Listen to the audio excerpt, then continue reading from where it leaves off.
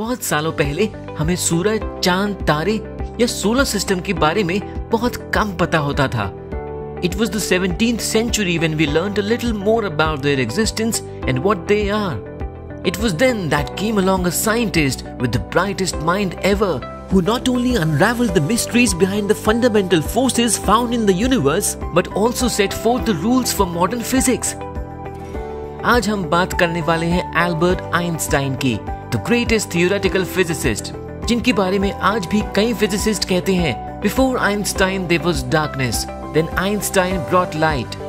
तो बिना कोई देरी किए जानते हैं आइंस्टाइन और उनके कुछ ग्राउंड ब्रेकिंग इन्वेंशंस के बारे में।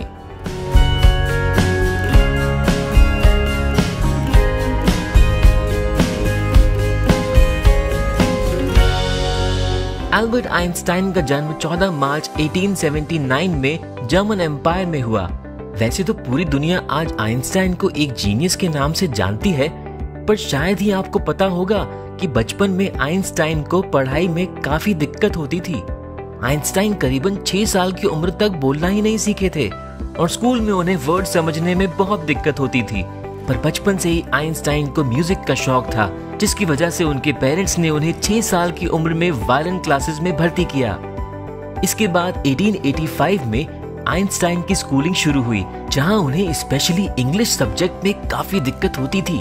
और एक बार तो जब आइंस्टाइन को उनकी हिस्ट्री टीचर ने कुछ क्वेश्चन पूछा और उसका जवाब उन्हें आता ही नहीं था, तो आइंस्टाइन ने कहा, I don't think learning these facts is education. जी हाँ, और इसी वजह से उनके टीचर्स का कहना था कि आइंस्टाइन का कुछ नहीं हो सकता, पर शायद ही उन्हें आइंस्टाइन के टैलेंट का कोई अंदाजा था। Einstein was simply brilliant in mathematics. जहां हमसे समर वेकेशन में हॉलिडे होमवर्क मुश्किल से कंप्लीट होता है, at the age of 12, Einstein successfully learned algebra and geometry in a single summer, and that too all by himself.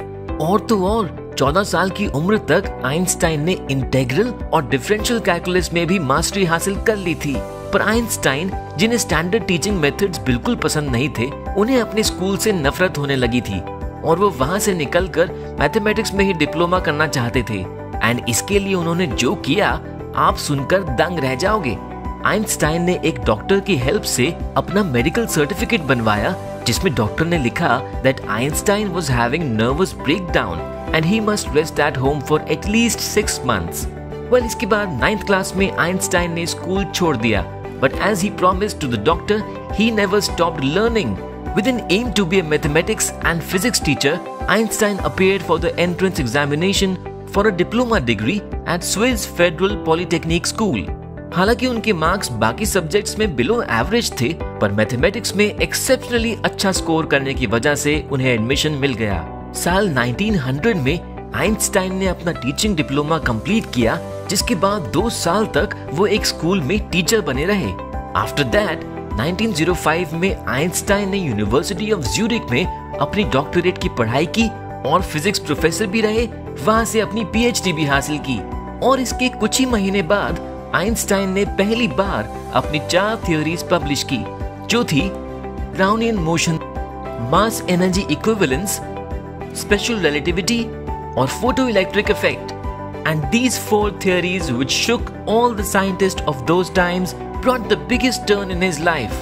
Einstein explained the random motion of atoms and molecules in fluids in his Brownian motion theory, and his theory of mass energy equivalence gave us the legendary equation E is equal to mc square, in which E, m and c stand for energy, mass and speed of light respectively.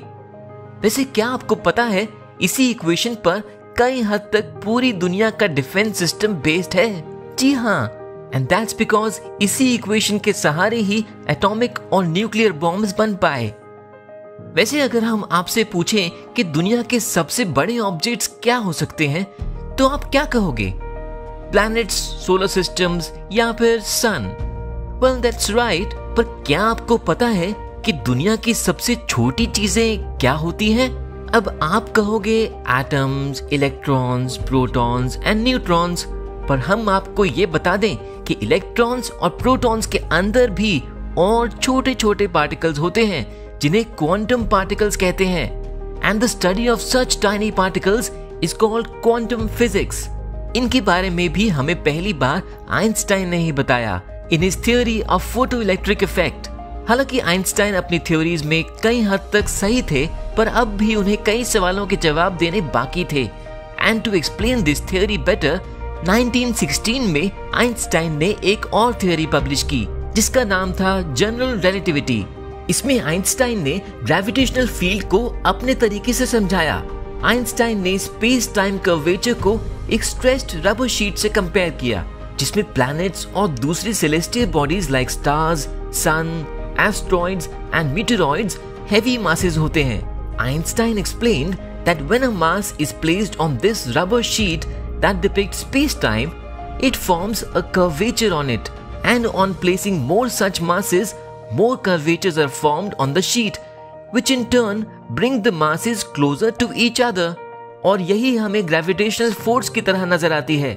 Hence Einstein himself said that gravitational force is just an illusion caused due to bending in the space-time fabric due to the presence of massive objects in it. Einstein की relativity theory में हमने gravitational field के बारे में तो जाना ही, पर क्या आपने कभी सोचा है कि यूनिवर्स कैसे बना? कैसे बने इतने सारे स्टार्स, प्लैनेट्स और वो सारी चीजें जो हम अपने चारों तरफ देख पाते हैं? वेल, इसका आंसर हमें बिग बैंग थ्योरी में मिलता है. According to the big bang theory, probably universe का क्रिएशन एक बिग बैंग के जरिए हुआ. मतलब करोड़ों साल पहले जब यूनिवर्स में वैक्यूम के अलावा कुछ भी नहीं हुआ करता था, in a fraction of a second, the creation expanded from nothing to the size of a football. और gradually ये expand करता गया और धीरे धीरे इनमें stars, planets, solar systems बनते गए, resulting in the formation of the universe.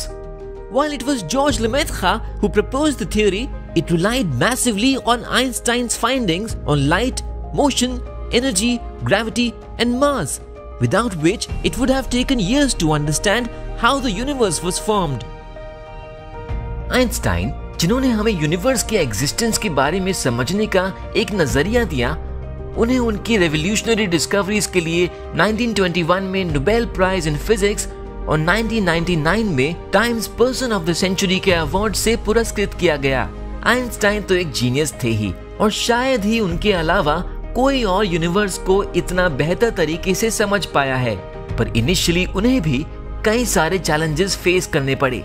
उनके फादर तो उन्हें एक फेलियर तक मान बैठे थे, but Einstein, who believed imagination and exploration are much more valuable than having a plethora of knowledge stacked in head, proved his worth with his groundbreaking discoveries and inventions.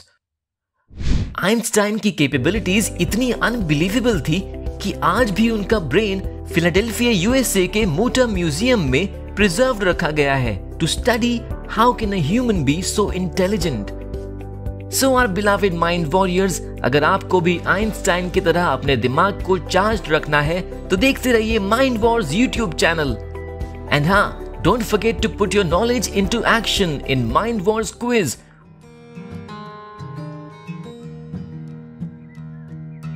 Want to be the first to know of the videos on the Mind Wars YouTube channel?